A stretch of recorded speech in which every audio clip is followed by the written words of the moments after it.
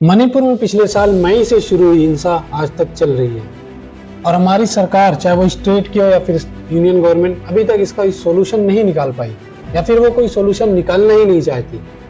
आखिर क्या वजह है कि एक छोटी सी स्टेट में रहने वाली दो कम्युनिटी आपस में इतना मतभेद हो गया कि वो एक दूसरे को देखना नहीं चाहते और एक दूसरे को मारने पर तैयार है। आखिर क्या वजह रही कि पूरी दुनिया को वॉर और हिंसा पे टिप्पणी करने वाले हम पिछले एक साल से मणिपुर में चल रही हिंसा का कोई सोल्यूशन नहीं निकाल पाए। 5000 से ज्यादा पुलिस और आर्मी होने के बावजूद मणिपुर में हम शांति मेंटेन नहीं कर पाए। आज की वीडियो में हम मणिपुर की सिचुएशन पर बात करेंगे और देखेंगे कि कमी कहाँ रह गई कि दोनों कम्युनिटी से 250 लोगों की जान चली गई और हजारों लोग अपने घर से बेघर हो गए। कुकी और मैतेई के बीच ऐसा क्या मतभेद है कि हिंसा रुक ही नहीं रही। पुलिस और सिक्योरिटी फोर्सेस कहाँ पे पीस मेंटेन करने में पीछे रह गए। आप देख रहे हैं द वाइब टीवी, मैं हूं आपके साथ वसीम।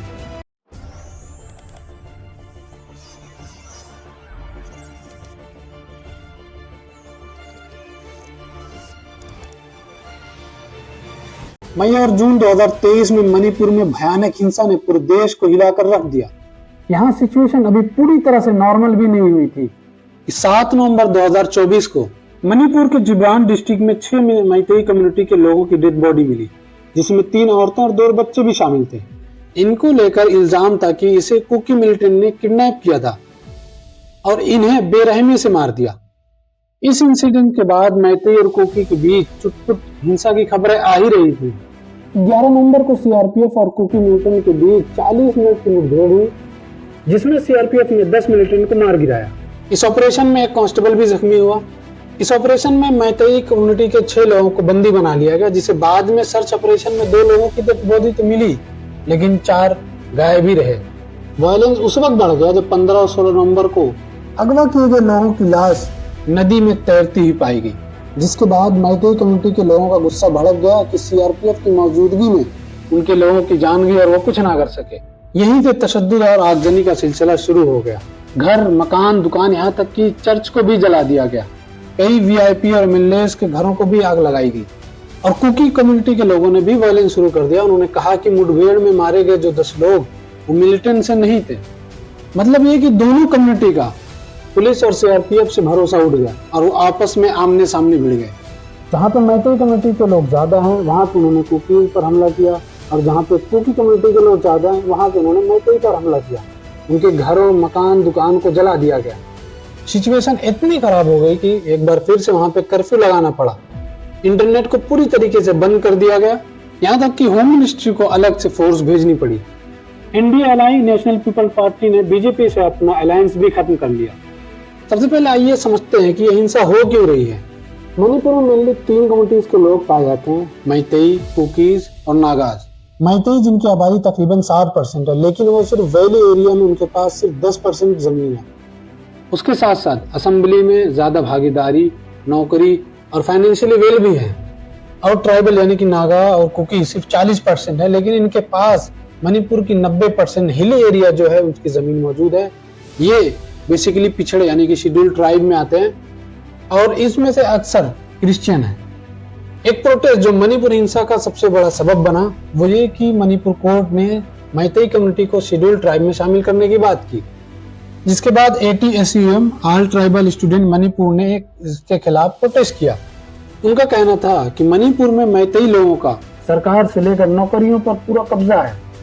ये असेंबलीज में भी ताकत में है और फाइनेंशियली वेल भी है।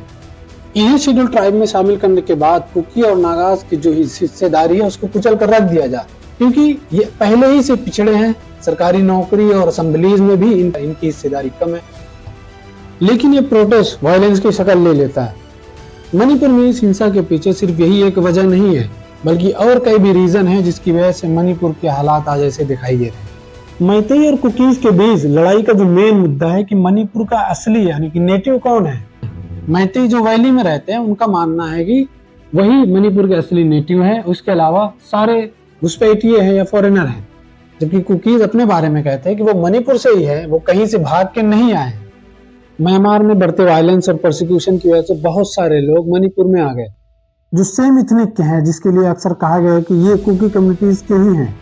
जिनके अगेंस्ट गवर्नमेंट टाइट एक्शन लेती है, जिसमें कई बार मणिपुर के कुकीज चपेट में आ जाते हैं। दूसरे हैं कि वहां की बीजेपी सरकार ने ड्रग्स को जड़ से खत्म करने के लिए पॉपी कल्टीवेशन को बंद कर दिया, जिसमें अक्सर कुकीज कम्युनिटी के लोग होते हैं।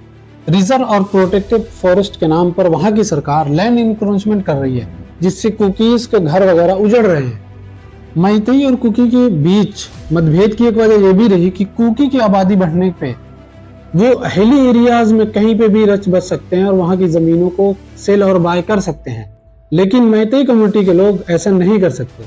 और मणिपुर के हिंसा का एक सबब बीजेपी का ब्रांड एम्बेसडर बुलडोजर भी है।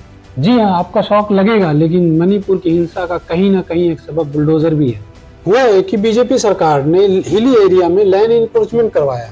नवंबर 2022 में फॉरेस्ट डिपार्टमेंट ने चुराचुंदपुर और मनाली डिस्ट्रिक्ट के 38 विलेज को एक नोटिफिकेशन के जरिए डी रिकॉग्नाइज कर दिया, ये कहते हुए कि यह लैंड प्रोटेक्टेड फॉरेस्ट का हिस्सा है। प्रोटेक्टेड फॉरेस्ट यानी कि जिसे लीगली गवर्नमेंट प्रोटेक्ट करती है। लेकिन कुकी कम्युनिटी का कहना है कि ये विलेज, जिनकी आबादी तकरीबन 1000 है, पिछले 50-60 साल से यहीं रहे हैं।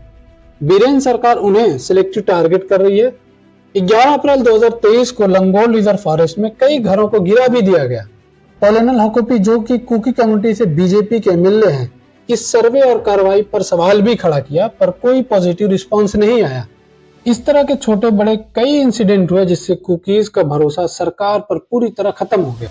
इस हिंसे का जिम्मेदार यूनियन गवर्नमेंट से लेकर बीरेन सरकार भी है, जो खुले तौर पर कुकीज कम्युनिटी को फॉरेनर या घुसपैठिया कहते हैं। इसके अलावा लोकल न्यूज़पेपर और आर्टिकल से कुकी समाज के हिस्ट्री पर सिस्टमेटिकली अटैक किया गया। प्रॉपर प्रोसीजर के बगैर हिली एरियाज को प्रोटेक्टेड एंड रिजर्व फॉरेस्ट का हिस्सा करार दिया गया। जहां जहां पर कुकी समाज के लोग रह रहे हैं, वहां पर सिलेक्टिव सर्वे, इंक्वायरी और डिमोलिशन कराया गया।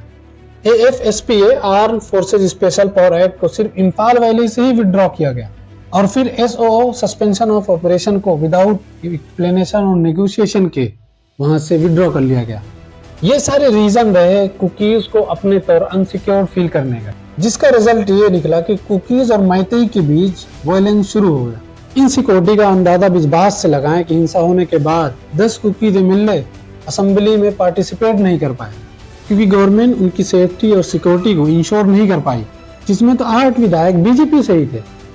मणिपुर, जहाँ पे 25 से 30 एथनिक ग्रुप रहते हैं, हर ग्रुप का अपना अपना एक अलग इंटरेस्ट है, वहां पर इस तरह की घटना कोई नई बात नहीं है। इससे पहले भी वहां पे इस तरह की घटनाएं हुई हैं। 1992 में नागा और कुकीज के बीच दंगा हुआ, जिसमें 1 लाख से ज्यादा लोग घर से बेघर हो गए और 500 लोगों की जान चली गई। 1993 में मैतेई और पंगाल के बीच भी दंगा हुआ, जिसमें कई लोगों की जान चली गई और सैकड़ों घर से बेघर हो गए। मणिपुर में इस तरह के इंसिडेंट होते रहे हैं, लेकिन या तो ये इंसिडेंट हिली एरिया के किसी 2 ग्रुप के बीच होता था, या फिर वैली एरिया के किसी 2 ग्रुप के बीच। लेकिन करंट मणिपुर में वायलेंस की जो सिचुएशन है वो यूनिक इस वजह से है कि इस बार जो वायलेंस हो रहा है वो हिली और वैली के रहने वालों के बीच हो रहा है। मणिपुर इंडिया पॉपुलेशन का सिर्फ 0.2% है, लेकिन क्राइम रिकॉर्ड सबसे ज्यादा है। 2014 से 2020 के बीच पूरे देश में रजिस्टर किए गए UAPA केस में अकेले 38% मणिपुर से हैं। आप इससे मणिपुर में क्राइम रेट का अंदाजा लगा सकते हैं। लेकिन पिछले 3 दशक से मणिपुर में चल रहे वायलेंस को स्टेट सरकार और यूनियन गवर्नमेंट मिलकर भी रोक नहीं सकती। इस वायलेंस को रोकने के लिए सोल्यूशन यही है कि यूनियन गवर्नमेंट स्टेट सरकार से मिलकर काम करे। सबसे पहले पुलिस और आर्मी की हेल्प से मणिपुर में पूरी तरह पीस मेंटेन करे। हाई लेवल मीटिंग बुलाकर दोनों कम्युनिटी के बीच जो भी मतभेद और मुद्दा है, जो सोल्यूशन है और जो कंसर्न है, उसको गौर से सुने। ट्राइबल लीडर की जो व्यू पॉइंट है उसको गौर से देखे। कुकीज की कुकी लैंड और सेपरेट एडमिनिस्ट्रेशन की जो डिमांड है उसका कोई सोल्यूशन निकाले और अवेयरनेस प्रोग्राम चलाए, ताकि यहाँ के यूथ मिलिटेंट ग्रुप में शामिल ना हो सके। जो दंगे में मारे गए उन्हें उनका मुआवजा दे, जिनका घर मकान जला दिया गया उनको बेटर रिप्लेसमेंट दे, और कुकी कम्युनिटीज को ये अश्योर दे कि उनकी रिलीजियस प्रैक्टिस, कल्चर और सिविलाइजेशन को पूरी तरह प्रोटेक्ट किया जाए। आज की वीडियो में बस इतना ही। वीडियो अच्छी लगे तो लाइक करें, शेयर करें और सब्सक्राइब करना ना भूलें। Thank you.